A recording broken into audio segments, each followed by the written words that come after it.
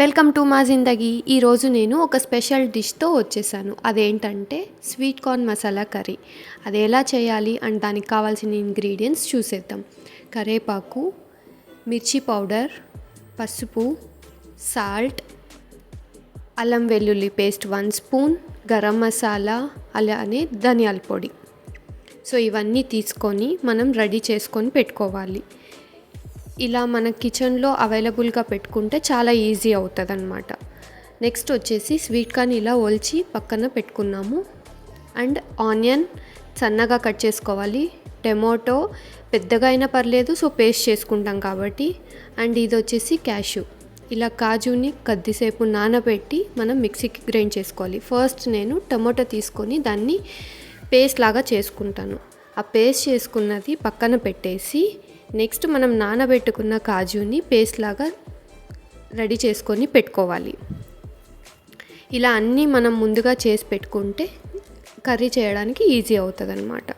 ఇక్కడ వచ్చేసి ఒక డిష్ తీసుకొని ఆయిల్లో నేను స్వీట్ కార్న్ రోస్ట్ చేస్తున్నాను.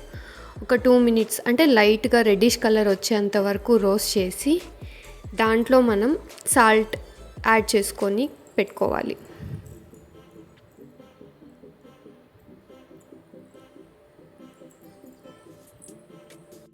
సో ఇలా సాల్ట్ వేసిన తర్వాత కూడా కాసేపు ఇంకొంచెం రెడ్గా వచ్చేంత వరకు రోస్ట్ చేసి దాన్ని అలా పక్కన పెట్టేద్దాం. సో ఇప్పుడు మన దగ్గర ఐటమ్స్ అన్నీ రెడీగా ఉన్నాయి. నౌ మెయిన్ కోర్స్కి వెళ్ళిపోదాం. కొంచెం ఆయిల్ వేసుకొని దాంట్లో ఇలా మసాలా పెట్టెలో ఉన్న ఆవాలు, జీలకర్ర వేసుకొని రోస్ట్ చేస్తాం.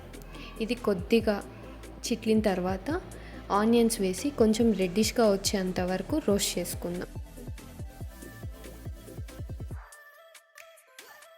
ఆనియన్స్ కొంచెం రోస్ట్ అయ్యాక మనం కరివేపాకు అండ్ మిర్చి యాడ్ చేసి దాన్ని మళ్ళీ రోస్ట్ చేస్తున్నాం అన్నమాట.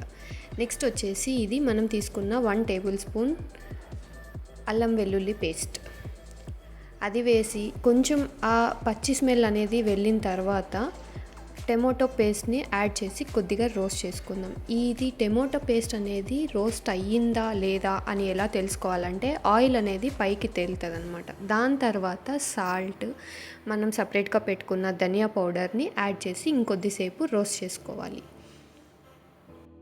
ఇది ఇలా కొద్దిగా రోస్ట్ అయిన తర్వాత మనం కాజు పేస్ట్ చేసుకున్న వాటర్ని ఇలా మిక్స్ చేసుకొని కొద్దిసేపు అలానే దాన్ని బాయిల్ అయ్యేలాగా పెట్టుకోవాలి. నెక్స్ట్ వచ్చేసి మనం ఎంతమందికి చేస్తున్నాం, ఎంత క్వాంటిటీ కావాలి అని దాన్ని బట్టి మనం వాటర్ని దీంట్లో మిక్స్ చేసుకోవాలి. ఇక్కడైతే నేను 1 కప్ వాటర్ని మిక్స్ చేసిన తర్వాత కొద్దిగా బాయిల్ అయ్యాక నెక్స్ట్ వచ్చి స్వీట్ కార్న్ని మనం రోస్ట్ చేసుకొని సపరేట్గా పెట్టుకున్న దాన్ని యాడ్ చేసి కొద్దిసేపు అలానే వాటర్తో మసాలా దాంతో బాయిల్ చేసాము.